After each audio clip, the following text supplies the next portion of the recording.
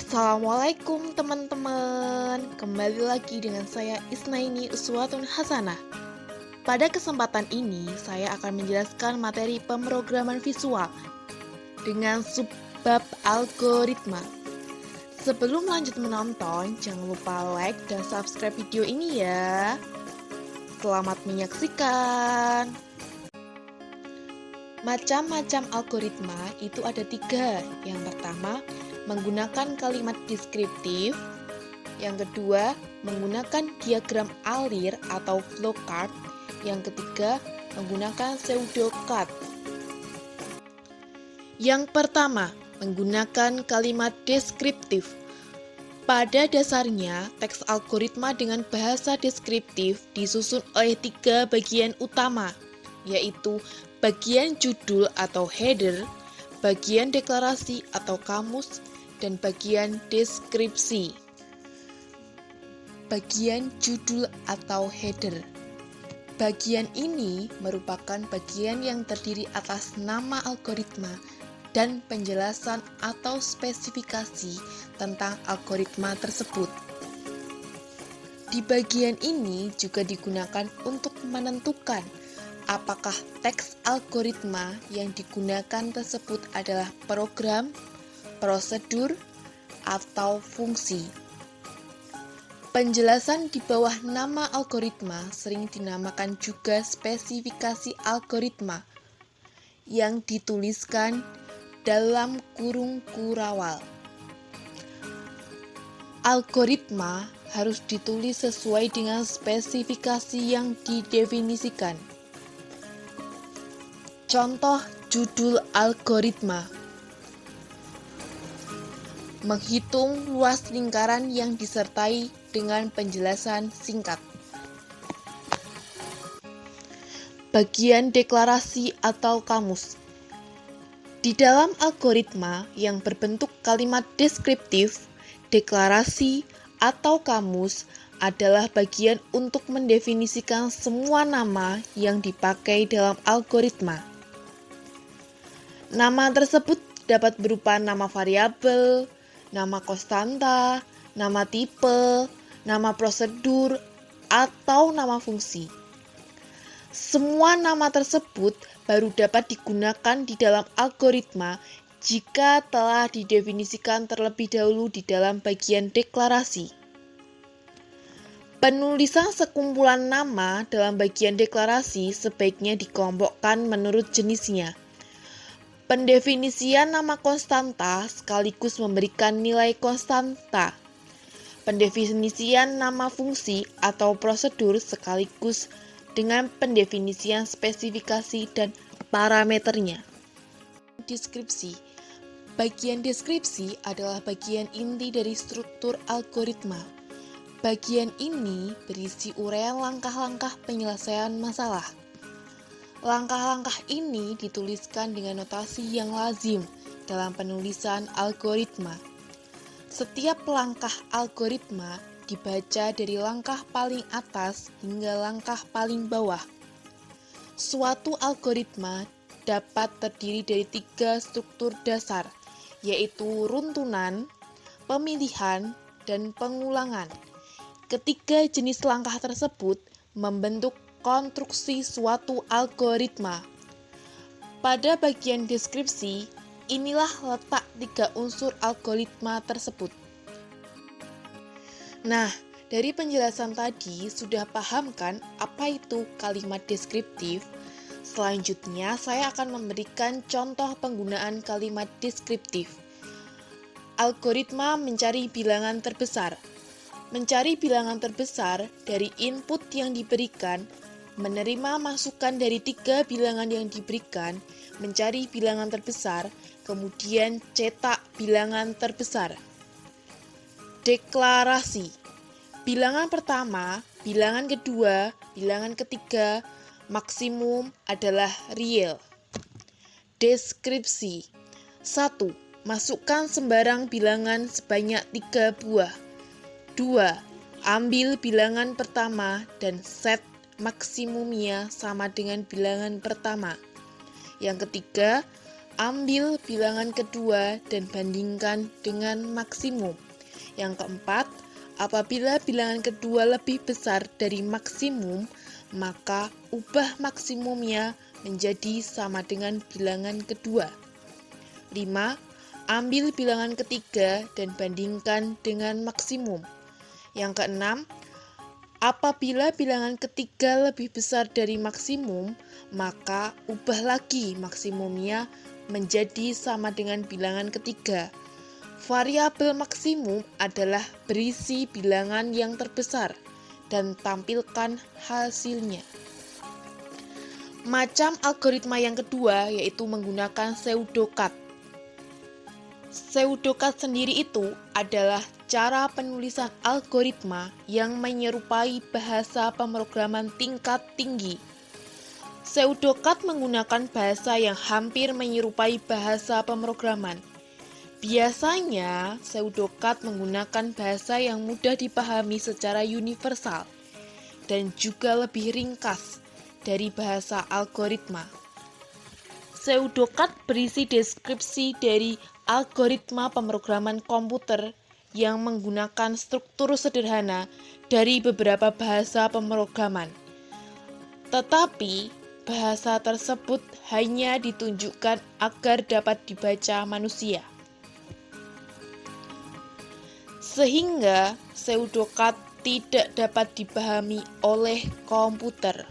Cara menggunakan pseudocut. Dalam pseudocut tidak ada sintaks standar yang resmi, karena itu pseudocut dapat diterapkan dalam berbagai bahasa pemrograman.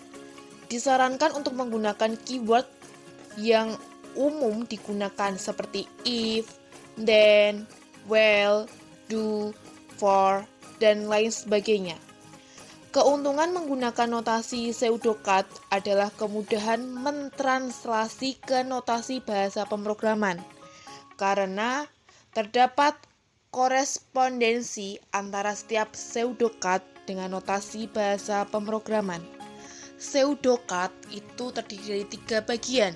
Yang pertama adalah judul algoritma, yang kedua deklarasi, dan yang ketiga deskripsi. Yang pertama, judul algoritma. Bagian yang terdiri atas nama algoritma dan penjelasan spesifikasi dari algoritma tersebut. Yang kedua, deklarasi. Mendefinisikan semua nama yang digunakan di dalam program. Nama tersebut dapat berupa nama tetapan, variabel, tipe, prosedur, dan fungsi. Yang ketiga, deskripsi. Berisi uraian langkah-langkah penyelesaian masalah yang ditulis dengan menggunakan aturan-aturan yang akan dijelaskan selanjutnya. Macam algoritma yang ketiga yaitu menggunakan diagram alir atau flowchart.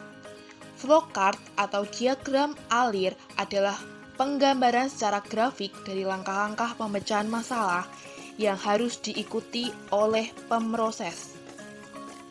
Flowchart sendiri terdiri atas sekumpulan simbol di mana masing-masing simbol menggambarkan suatu kegiatan tertentu.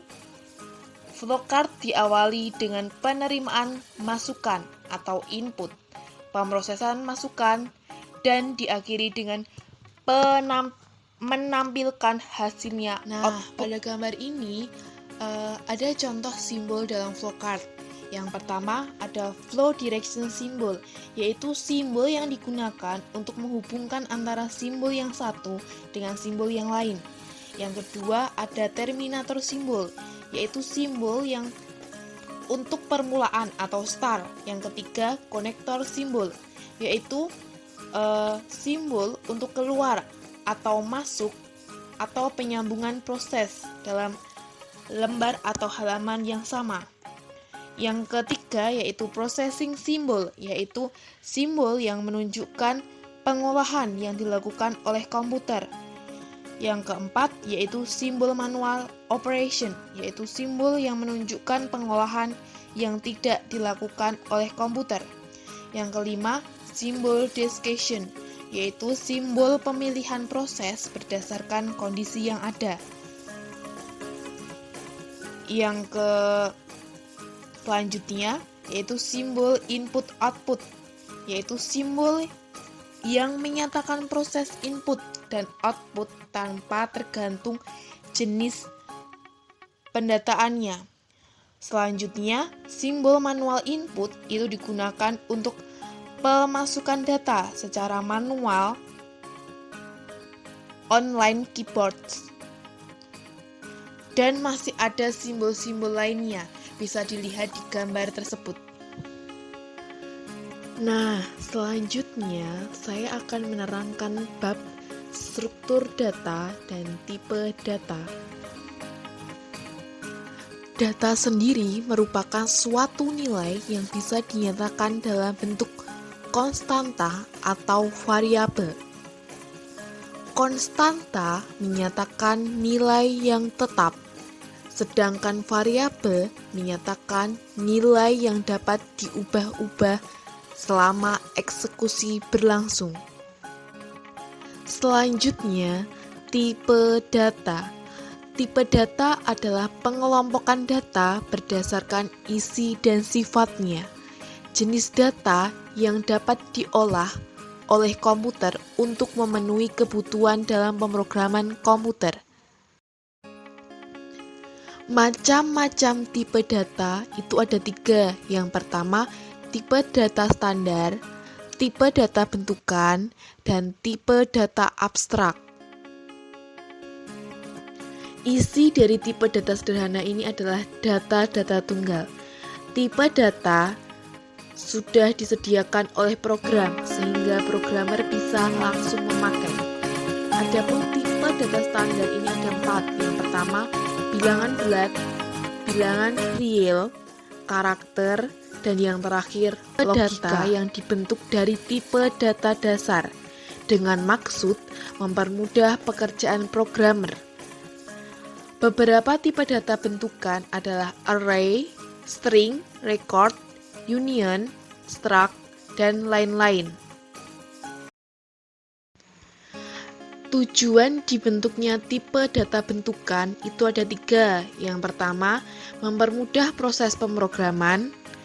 Yang kedua, mempermudah dalam penambahan variabel. Dan yang terakhir yaitu mempermudah pengelompokan data sehingga lebih teratur. Nah, yang ketiga yaitu tipe data abstrak. Tipe data yang didefinisikan sendiri oleh pemrogram untuk suatu keperluan tertentu yang tidak memungkinkan untuk mendeklarasikan dari tipe data yang sudah ada. Adapun contoh tipe data abstrak itu ada stack, QAU, list, tree, graph, dan lain sebagainya. Terima kasih teman-teman sudah menyaksikan video saya. Jangan lupa di like, komen, dan subscribe ya. Sampai jumpa. Assalamualaikum. Dah.